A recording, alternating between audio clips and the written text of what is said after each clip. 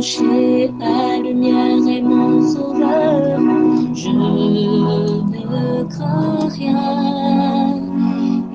Il est mon rempart et mon ferme soutien. De qui pourrais-je avoir peur?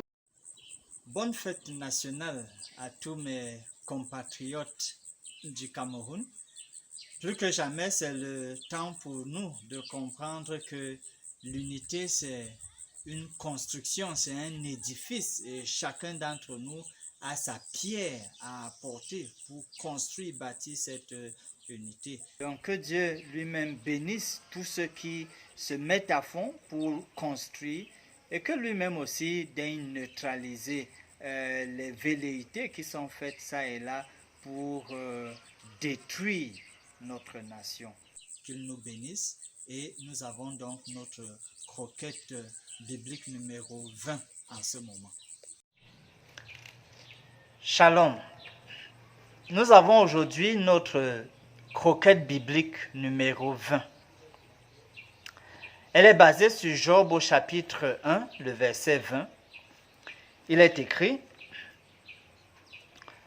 Alors Job se leva, déchira son manteau et se rasa la tête, puis il tomba à terre et se prosterna. Dans le contexte ici, Job a donc reçu tous les 4 messagers et nous allons voir sa réaction vis-à-vis de tous les messages. C'était des messages de malheur qui s'étaient abattus sur lui. Commençons par observer que jusque-là, Job avait été calme, mais il décide de poser un certain nombre d'actes. Le verset nous dit clairement qu'il s'est levé après les avoir écoutés, qu'il a rasé sa tête, il a déchiré son manteau et puis il est tombé à terre, quittant sa chaise princière, son trône pratiquement de chef en tant que figure de proue dans le Proche-Orient ancien à l'époque. Et maintenant, il décide donc d'externaliser l'intérieur, ce qu'il a jusque-là ressenti. Il externalise cela.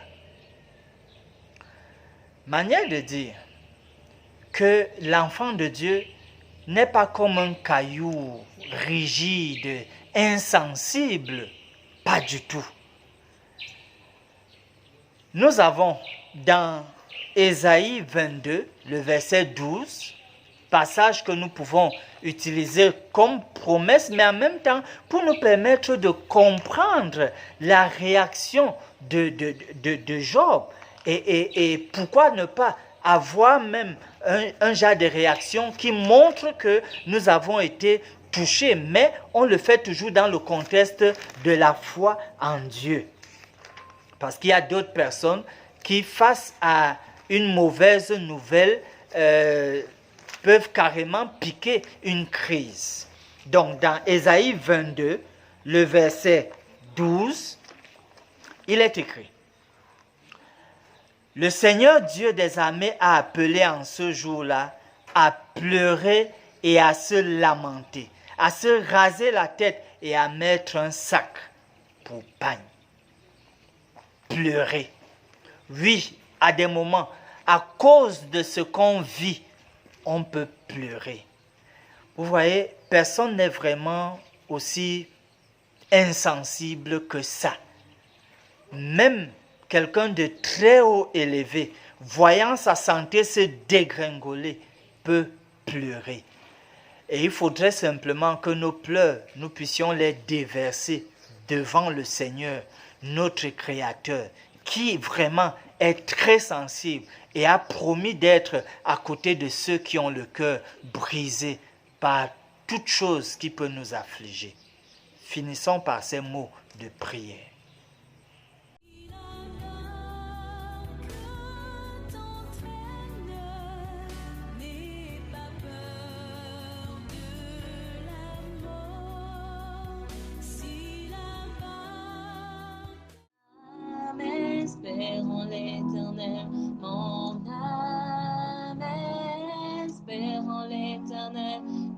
qu'un chant s'élève, ô Dieu du ciel, qu'un chant s'élève.